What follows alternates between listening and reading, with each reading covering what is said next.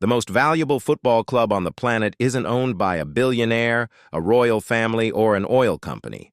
Real Madrid, worth an estimated $9.5 billion, the most valuable club in the world for 5 years running, is technically owned by its own fans, around 90,000 of them, called socios, each holding a vote.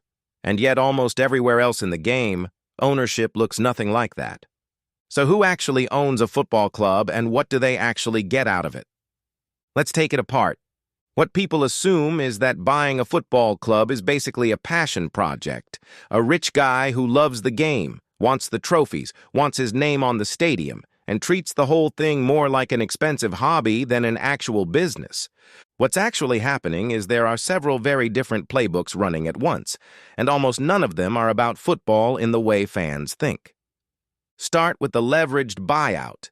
In 2005, the Glazer family bought Manchester United, the club of Ronaldo, of Beckham, one of the most recognizable names in world sport, for around $1.5 billion.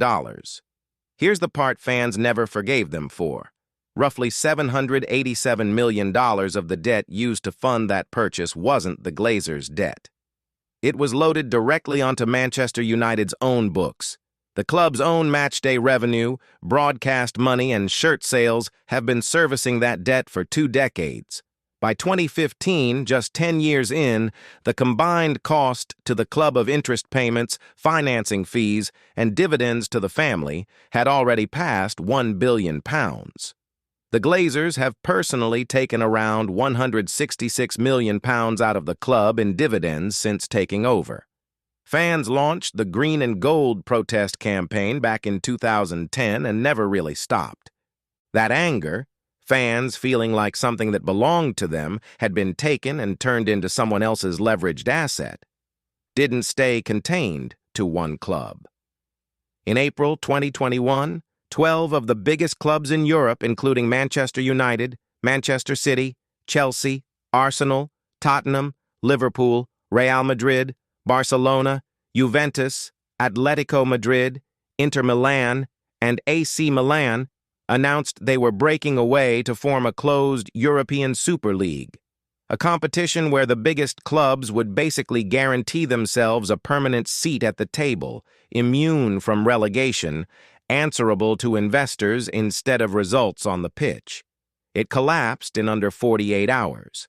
Fans marched, players spoke out, governments threatened legislation, and one by one the English clubs pulled out, starting with Manchester City, until the whole plan fell apart.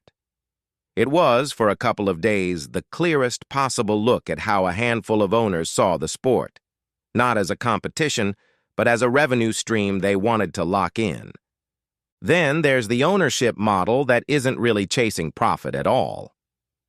Manchester City has been owned by Abu Dhabi's Sheikh Mansour since 2008. Newcastle United was taken over by a consortium led by Saudi Arabia's Public Investment Fund in 2021, a deal that drew heavy criticism from human rights groups given the Saudi government's record.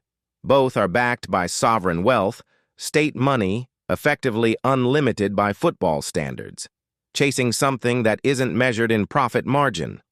Reputation, soft power, goodwill, purchased at a scale ordinary companies can't touch.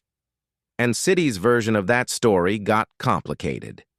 In February 2023, the Premier League charged the club with 115 breaches of its financial rules, accusing it of disguising owner funding as sponsorship revenue and hiding payments to players and staff. A 12-week hearing ran through late 2024, and as of 2026, the verdict still hasn't landed, with fines, points deductions, or in the most extreme scenario, expulsion from the league, all reportedly still on the table. The third playbook looks more like Wall Street than football, and Chelsea's story is the most dramatic version of it. For nearly 2 decades, the club belonged to Roman Abramovich, the Russian billionaire who turned it into a Champions League winner. Then, in March 2022, days after Russia invaded Ukraine, the UK government sanctioned Abramovich directly, citing his ties to the Kremlin. He had days, not years, to act.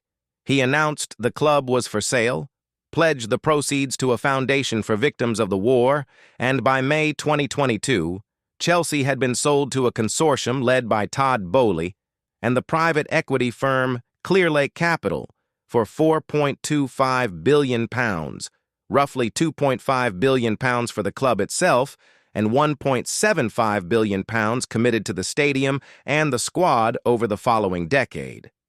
That's not a boyhood fan buying his club. That's a structured investment deal forced into existence by a geopolitical sanctions regime that happened to come with a Premier League team attached. And this pattern isn't even limited to England. Liverpool is owned by Fenway Sports Group, the same American ownership group that owns the Boston Red Sox. Arsenal is owned by Stan Kroenke, who also owns the LA Rams, the Denver Nuggets, and the Colorado Avalanche. Paris Saint-Germain has been owned by Qatar Sports Investments since 2011. AC Milan belongs to the American private equity firm Redbird Capital. The same small pool of billionaires, sovereign funds, and investment firms keep showing up across different sports and different countries, treating football clubs as one more asset class to add to a portfolio that already includes basketball, baseball, and hockey.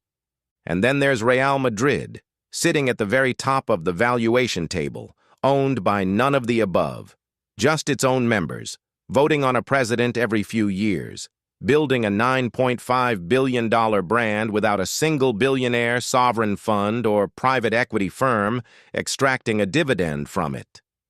So who's actually getting rich here?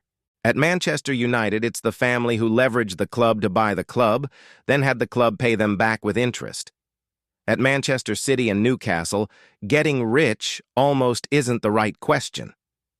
Its reputation, bought at a scale most companies can't touch, currently tangled in one of the biggest financial disputes in the sport's history. At Chelsea, it's private equity, stepping into a deal that was never really about football to begin with. And across the sport, the same handful of ownership groups keep collecting clubs the way other people collect stocks. The one model that doesn't funnel money upward to an owner is the one club that somehow ended up the most valuable of them all. So here's the whole thing in one line. Owning a football club almost never works the way fans hope it does. For some owners, it's a debt machine the club itself has to pay off. For others, it's a reputation machine paid for by a country. For others, it's private equity with a badge stitched onto the shirt, and when fans and governments finally pushed back hard enough, a plan to lock in that model for good collapsed in less time than it takes to play a single match. So the next time your club announces new owners, you'll know.